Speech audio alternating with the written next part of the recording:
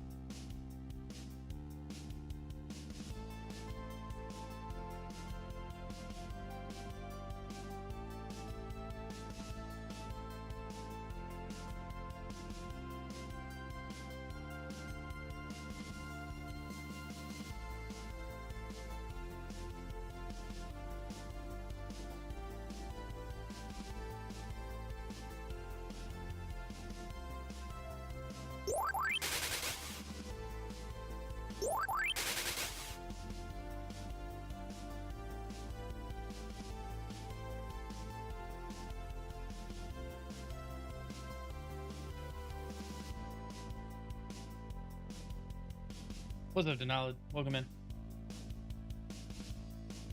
I'm getting things ready. Just kind of waiting on people to show up. Good morning, everybody.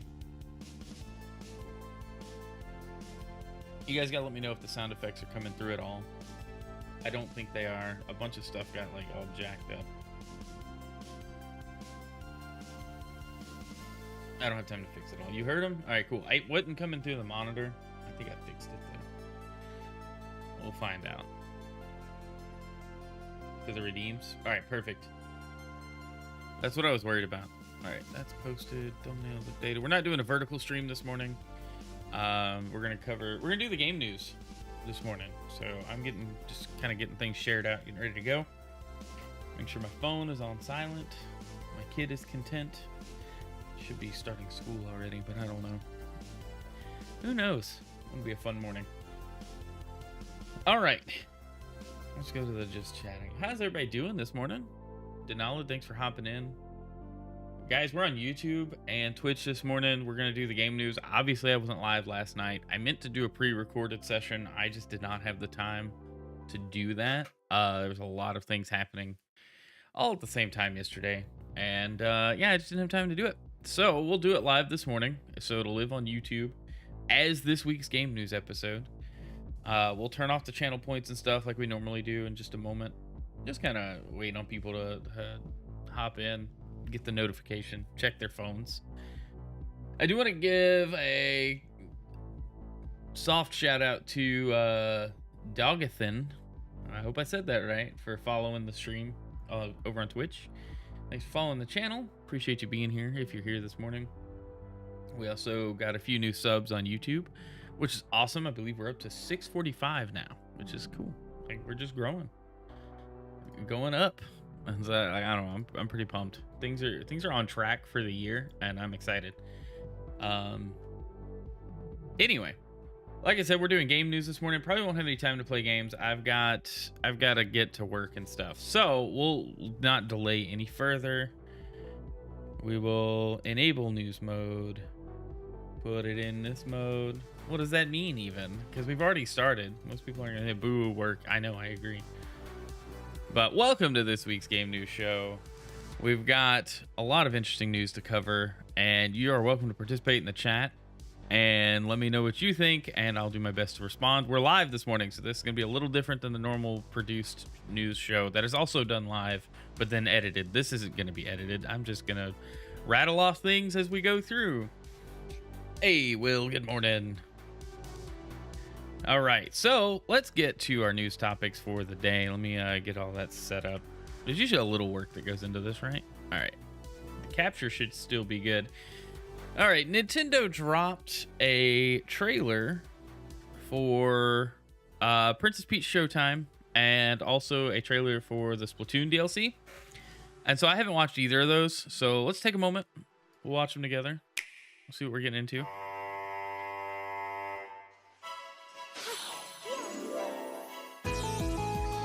This game looks like it's just going to be fun. Like it's going to be different and just fun.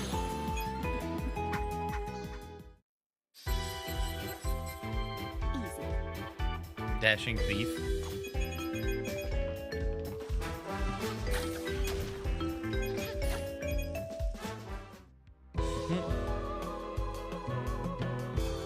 Mermaid Peach? That's actually kind of funny.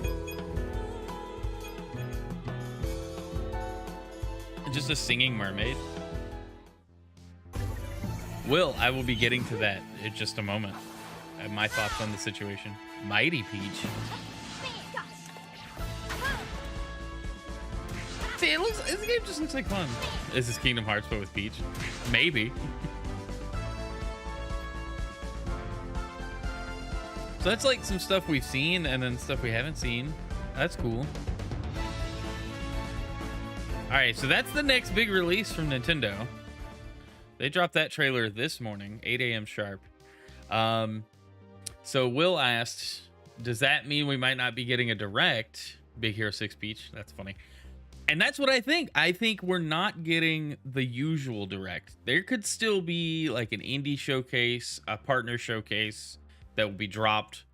It'll air like Wednesday, but dropped like Tuesday night at like 9:59 p.m. or something crazy. I think that's still in the realm of possibility. You guys tell me.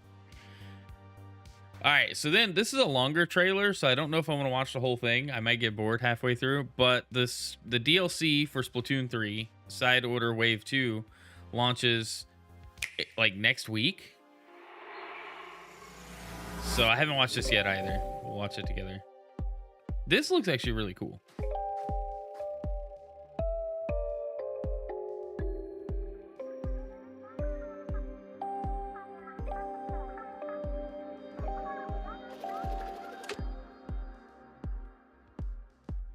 This is like a 4-minute trailer though.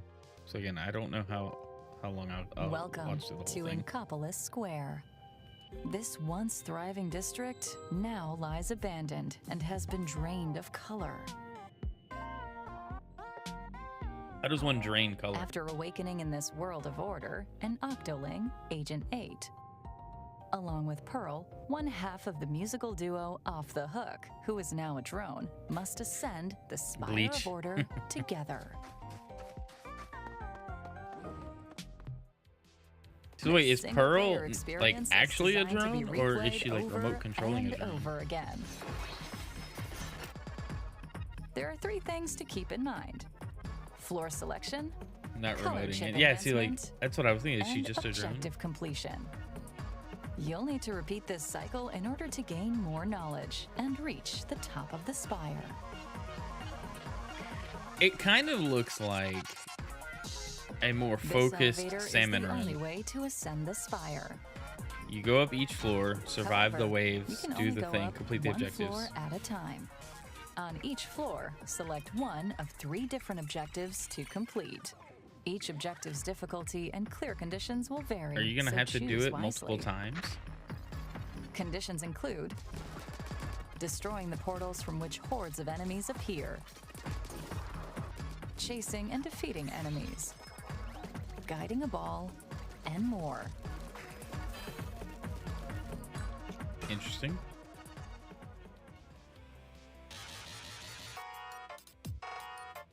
Once you've made your selection, you will receive color chips. Place them on your palette for enhancements like increasing your firing speed, That's kind of cool. or Different objectives raising you can your do on the same damage map, output. replayability value. Right, like you're gonna have to do the same floors over and over. Over 60 types of color chips can be unlocked. Use different combinations to customize your palette to your liking. For example, you can adjust the features of your main weapon. The announcer doesn't seem Activate your enthusiastic. special weapon Yeah. in rapid succession. It's supposed to be like that cold, like, Or narrator widen the voice. explosive range of your bombs. You can also upgrade the Pearl drone, who can support you in combat. So even if your current loadout isn't quite fitting, you may continue to make progress. Interesting. As you ascend the spire, more difficult objectives and enemies will attempt to block your Is path. it a simulation? It definitely looks like Fail to Matrix reach the level top, stuff. and you'll be forced to start over from the very beginning, regardless of your current floor. Additionally, you will forfeit all color chips obtained. Is this like However, a They will roguelike? be converted into a currency known as pearls. Use pearls to acquire permanent upgrades before your next run, such as having more lives, reducing damage received, and improving your base abilities, to give you a fighting chance in completing objectives. Right. It seems like Floor selection, there's color an chip element of enhancements, randomness to it. objective completion. And if you lose, you start Repeat over? this Like, cycle okay. And conquer the spire. I would say maybe light, rogue light, but still. Is there a way to win? In this colorless world and the spire of order, you must contend with many Whoa, that was like trials and super dark. terrors. That was cool. And at Journey's end, what awaits you at the top?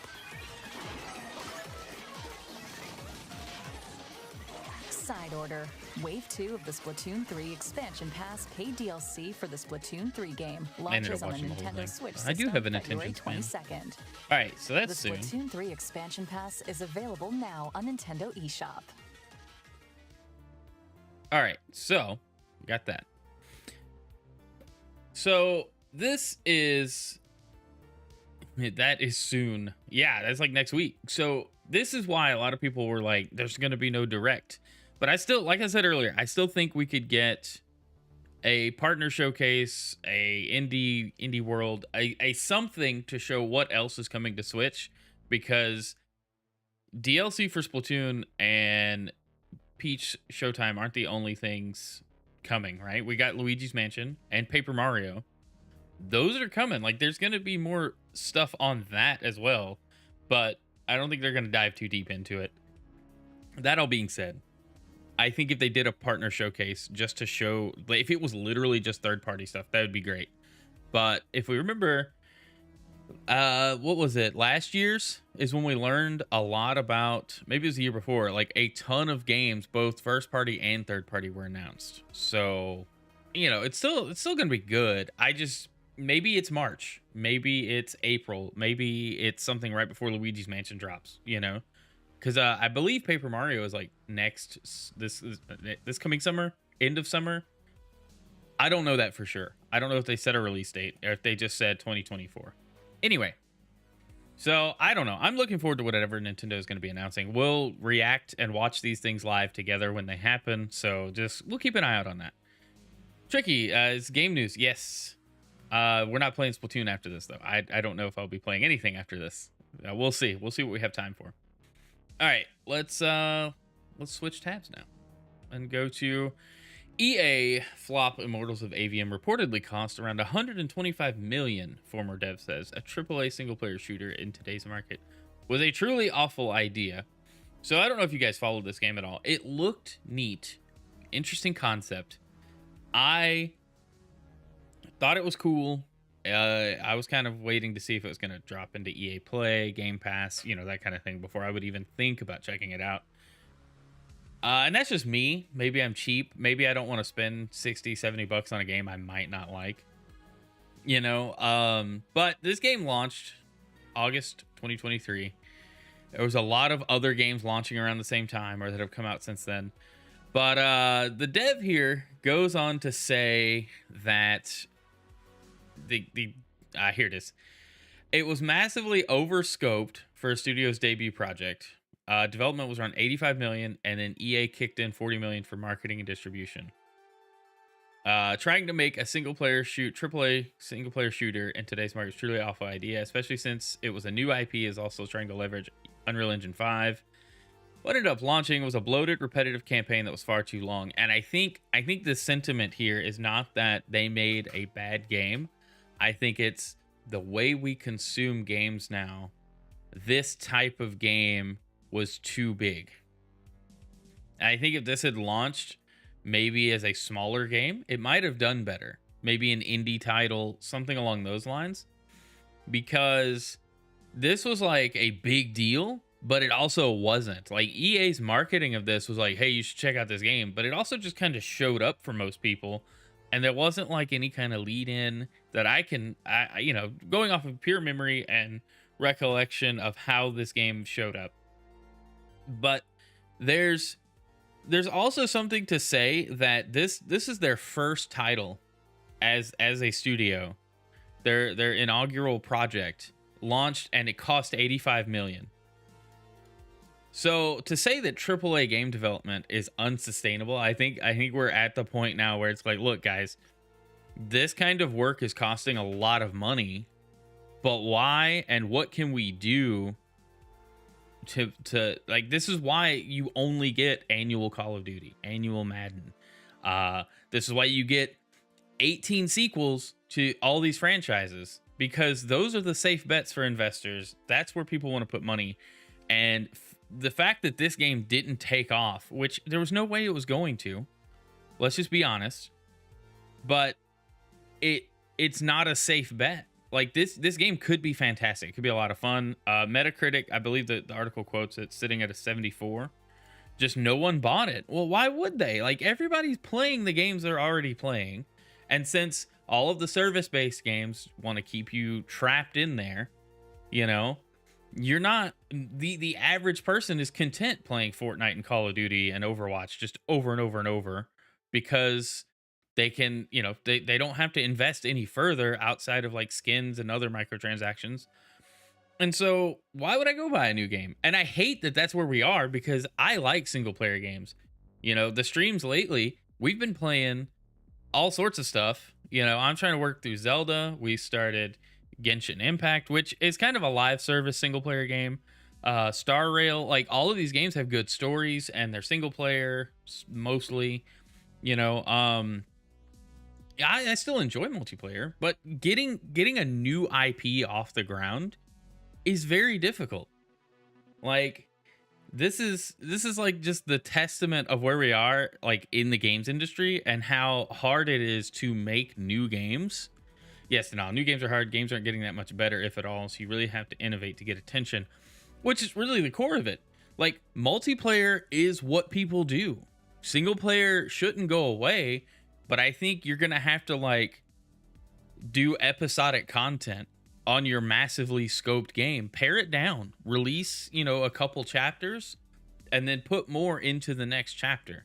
Unless it's already an established franchise. Take a look at Final Fantasy VII. I think it's a good example. Final Fantasy VII is a juggernaut for Square. So Final Fantasy VII Remake, and then the DLC, and then Rebirth are all doing really well because they're massive projects around stuff that people are already familiar with.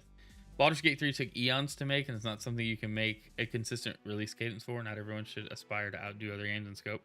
Right. Don't get you started on FF7. Well, that's kind of the thing, though. Like, there's a lot around game development, and, Baldur's Gate 3 made you a bit sad. It looks beautiful, but due to the more mature content, there's no way of you play. And that's where I'm at. Like, I think Baldur's Gate is probably a really good game, but I'll never play it.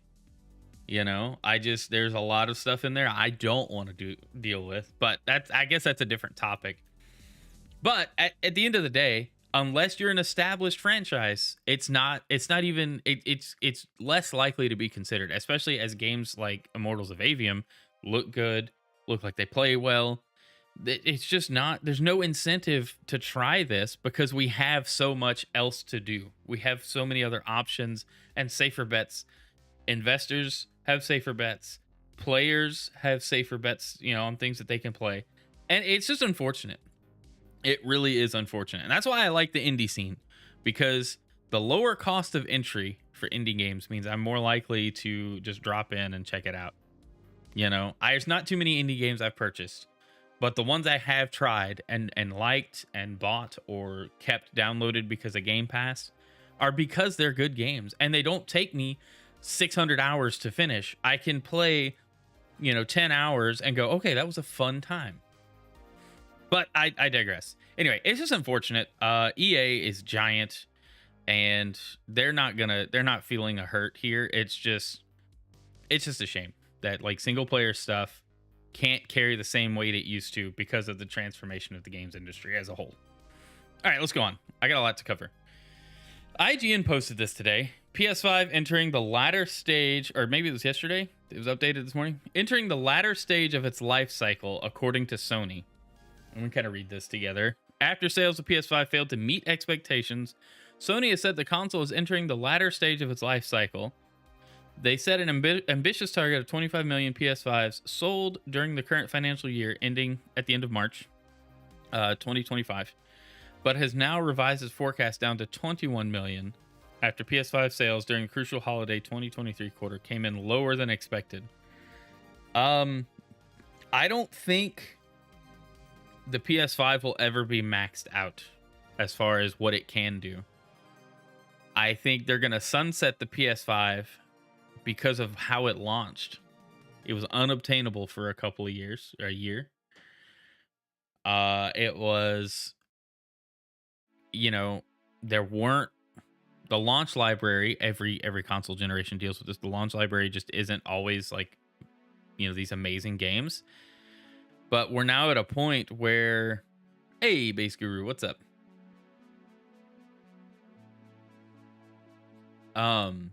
Where was I? Anyway, so people are running with this. PS5 launched November 2020 during the height of the pandemic and has now sold 54.7 million units in just over 3 years.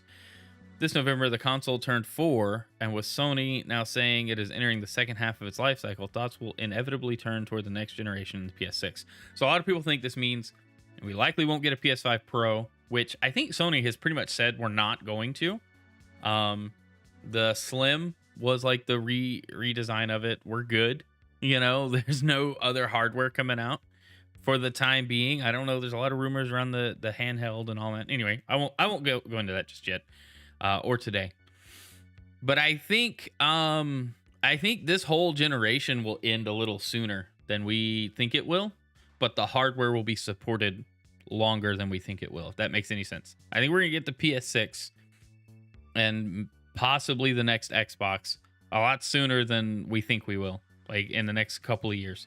And that would have been the Pro, the PS5 Pro. They're just going to make it the 6 because it's going to be a full generation up at this point. But also, we likely won't have the component shortages that we had in 2020. We likely won't have the distribution issues we had. I just think this whole generation launched at a time where things were weird and hard to do, and the machine had to keep churning. And so it churned, and this is where we are now. And I don't know. I don't know what to make of that. Like, it's just weird because the last 2 console generations did last a lot longer.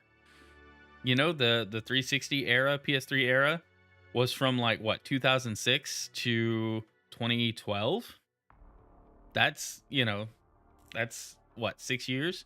Whereas before you'd get 2.5, 3 years with a lot of crossover for that first year and a half, and then the second half it would get new hardware. Now we're looking at 6 years, 8 years. The Xbox One, games still release and run on PS4 and Xbox One, so it's not even that it's abandoned at this point. There's just better, newer, more powerful games coming out on the newer hardware, which is pretty much how the PC release cycle works, right? Older games can still come out that run on lower end PCs, but newer games require better hardware to run. And I think that's fair. I think that makes perfect sense. And when we start looking at it from that perspective, console generations do start to get kind of blurry, because if it runs on the PS4, just put it on the PS4. A lot of people still have PS4s. That makes sense to me. I don't know if that makes sense to anybody else. That makes sense to me. Anyway, let's move on. Okay, let's get into the Xbox stuff. The thumbnail on Twitch goes into this. All right, we're going to snooze that ad too over on Twitch. Phil Spencer has reportedly reassured employees Microsoft won't stop making Xbox consoles. This was in like a internal memo that got out. With all the Xbox drama from last week continuing into this week, there is a lot of uncertainty about, will Microsoft put games on other platforms? Full stop. Will all Microsoft games go to PlayStation and Switch? And what's the point of Xbox at that point? Like, it has spiraled out of control. So they have put out, Phil Spencer sent out like an internal memo, told employees they're not going to stop making consoles. They're still making devices, which leads to a lot of speculation. And it's claimed, we're going to talk about this, exclusives like Starfield and Hi-Fi Rush could be on PS5, and that may happen. We don't know yet, but they're having to like put fires out internally and externally, which leads me to the next story. That according to Xbox Era, Jason Ronald, the person responsible for leading development of the Xbox Series X and S hardware, will not be in charge of Microsoft's next gaming device. Now, this says his team got replaced by the Surface team. What I think is happening is Microsoft is going to attempt a portable PC running Xbox OS to some degree. And I think that it will be like a Switch. It'll be like the ROG Ally or a Steam Deck. You're gonna have something running Microsoft software to play games, to play Xbox games using Game Pass and xCloud. And so they're gonna leverage the Surface team for that because they make portable stuff already. So why not leverage that? To say that the team got replaced, I don't know. I think the core console hardware team has probably one more generation before we can go, yeah, they're done making like home consoles, and it's just going to be all cloud and Game Pass and third-party offerings. But this is me. What do I know? I'm just kind of going on what it looks like and then putting the pieces together without the sensationalized headlines and things. But it would be a bit of a bummer to see Xbox pull out of the console market entirely and just be third-party. Just because I tend to like the Xbox controller more. I like, parts of the Xbox ecosystem more than I like PlayStation or even Nintendo. As much as I like the Nintendo Switch, as much as I need to get a PlayStation 5 to play all the great exclusives, I still come back to Microsoft and my PC. Well, my Xbox and my PC, because I play on the Series X and S more than I do my own computer. But anyway. So yeah, it's kind of weird, but like if we're looking at it from the like recent trend of handheld PCs, yes, they're gonna have to leverage the people that know how to make handhelds more than they leverage the people that know how to make home consoles. Like that just makes business sense at that point. All right, but it leads me to the next story. Microsoft prepares to take Xbox everywhere, which we got some of this last week. The Verge did a write-up on this. Specifically, Tom Warren. Where's my cursor? There we go. Rumors of some Xbox game coming to PS5 and Switch. Microsoft gets ready to lay out its vision for the future of Xbox. So, this article summarized talks about Hi-Fi Rush and potentially Sea of Thieves going third party. There are other games. Starfield is heavily rumored to go to PS5. There's, the whole idea that these big exclusives or popular exclusives on Xbox would go third party is frustrating to a lot of people because it's like, well, what's the point If it was just a timed exclusive, why can't I just wait? And I think at this point, that's okay. It doesn't bother me that Hi-Fi Rush is going to Switch. It just means more people can play Hi-Fi Rush for cheaper. They're not going to have to go buy a new piece of hardware, which means that studio gets to keep making good games because they get supported. You know? And so this whole mindset, and we talked about this last week, has caused a lot of frustration for a lot of Xbox fans and gamers, because it does lead you to, well, why am I buying an Xbox if everything's going to eventually come to PS5 and Switch? I don't think it will. I don't think it will eventually come to, you know, we'll have Forza and Halo and Gears of War on PlayStation. Now, we could get older games. You could get Master Chief Collection put on PlayStation. I think that would, you know, be a reasonable expectation at a certain point, but I don't think the latest and greatest Halo is going to come to PlayStation.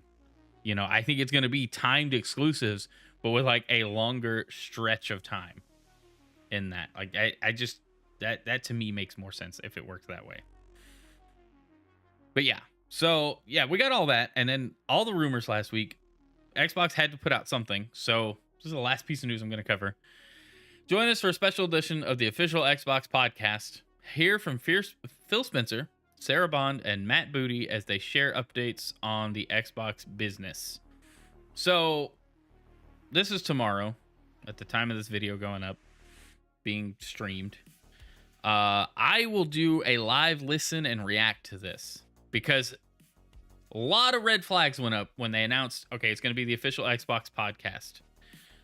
3 leadership people from Xbox are there. You got Phil Spencer, who's in charge, and then Sarah Bond and Matt Booty have various roles. I've forgotten their roles. They've moved around so many times, but they're in charge of like studios and games themselves and coordinating all the little pieces of Xbox to work all together to bring us the current platform. And this was, they were planning this for later this month, and I think they had to push it up. And so the concern is they're going to say some things that Xbox fans don't want to hear. They're going to say some things that will make PlayStation fans and Nintendo fans very happy. But at the end of the day, Microsoft is going to put games on platforms that have a lot of people playing, and PC. That's why they did the PC investment. That's why day one Game Pass exists, to get you to play Microsoft's games as fast as possible and get as many people playing as possible. You know, that's why xCloud exists. Even if numbers aren't great, you know, as far as usage goes, it's a convenient way to get people playing Xbox games. And so as far as the business is concerned, and this has always been Microsoft, you can look at how Microsoft Office works, how Azure cloud servers work. It's all about getting people subscribed and involved in that end. They don't necessarily need you to play on a Xbox. They just want you subscribed. And so I think we're going to start seeing some things move to that point where the games and the services have all, you know, have been the focus, but now they're going to be more upfront about it. They're not going to like placate us with new hardware, and it's not even going to matter. We might get, like I said, we might get one more generation of Xbox, but we'll all know this tomorrow. We'll know these things for sure tomorrow. We'll have hopefully a clearer vision for the future tomorrow. You know, hopefully there's a lot of questions answered. I'm sure there's going to be a lot of newer questions coming up. You know, I think at the end of this podcast, there will be a ton of articles. It's like, well, what's next? You know, what remains, or what are we going to do? But that's where I leave the game news today. That's where we're done with the game news. And that's it. That's it. A lot of this uncertainty and this frustration makes sense if you're... I've been a long-time Xbox supporter, but I'm really at the point now, I just want to play video games when I have time to play video games. And if I have to make less decisions on how to get to those games, I maybe have more time to play. I maybe, you know... It's honestly why I stick with consoles, because when I play a PC game, I feel like I'm constantly tweaking settings, right? I'm constantly going, That frame stutter there. I better go turn something down because the auto settings weren't quite where I wanted them to be. You know, it's it's an interesting time. Denali says it's interesting that big devs are struggling just as much as indie devs, but for different reasons. Right? Like I said earlier, and I read this, so it's not my wording, but I don't remember where I read it. But somebody said it's time to acknowledge that the AAA is unsustainable. The AAA model is unsustainable. It's time to acknowledge we're at that point where the unsustainability is here, and you can't keep making these $1 million games, hundreds of $1 million of budget games for them to just flop. You know, like that's a big concern, right? Like it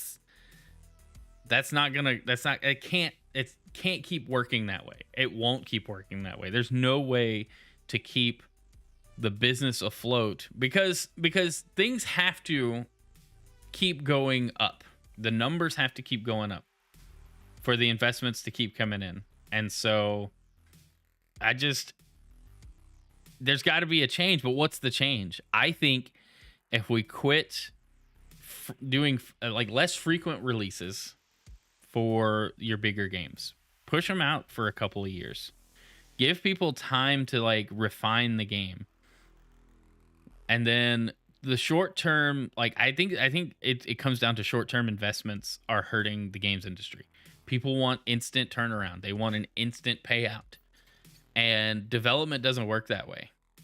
There are things you can speed up with development. And we'll start seeing some of that with the way AI is being integrated into GitLab, GitHub. You've got, Copilot going out on Windows platforms to help people write and draw things and interact with their own computer without them having to do anything. And it's basically a macro for a lot of tasks, if you want to look at it that way. So yeah, we'll start seeing some things being made easier. But I think we either need to space out releases and pare back scope, shrink these large hundreds hours games down, and actually make those core experiences really, really good. And that's hard to do. That's going to be hard to do no matter who you are. But I think that's why indie games remain popular, because I can jump into a single player indie game, get a quick story. Maybe it takes 20 hours. Maybe it takes 30 hours to enjoy. But it's very finely crafted. It's well written. And it's not always well written. But, these people pour their heart and soul into this. Whereas on the other side, you've got people pouring their heart and soul into a corporate brand and corporate product that doesn't pan out. People don't play it. People don't enjoy it. And so those investments have to back off. Like, there's no way to keep those going. Without giving devs more time to make the game, giving artists more time to art, testing, proper time to make sure that the servers work and your game save doesn't get deleted because you change the color of your shirt, stuff like that. It all takes time. Even the best automated tools would still need time to thoroughly test every test case. And there's no way you're going to hit every test case. Not with the way everything's distributed now. And the way these game engines work. Like that's not a reasonable expectation. Unless I'm missing something, which you guys let me know.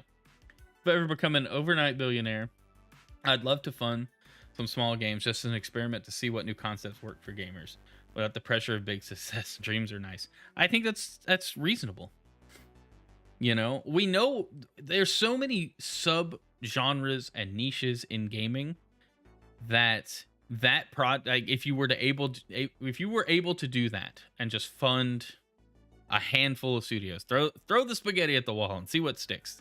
The Netflix model of production, right? I think you would have pockets of success in everything you tried because people like different things for different reasons.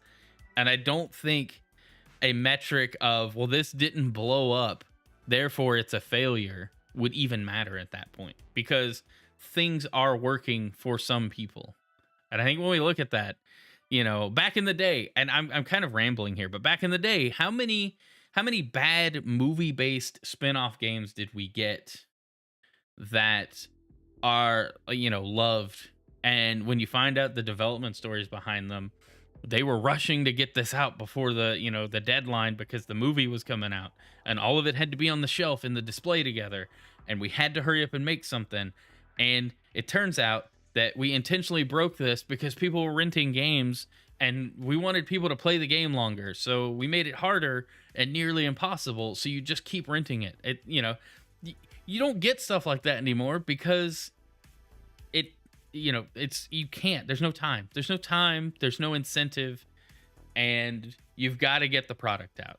And unfortunately, that has made gaming a lot less risky.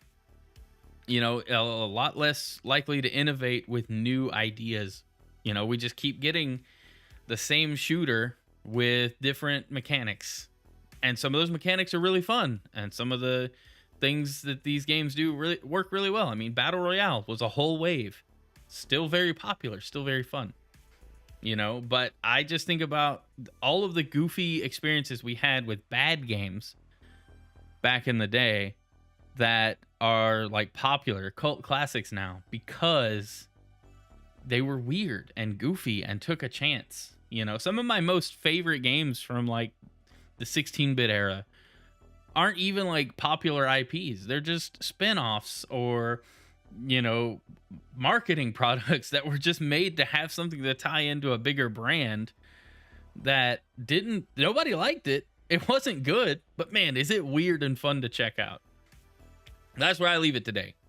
Guys, I hope you enjoyed the game news. Let me know what you think. If you're watching this after it's, we're live right now, but after the fact, let me know in the comments what you think. Be sure to like and subscribe.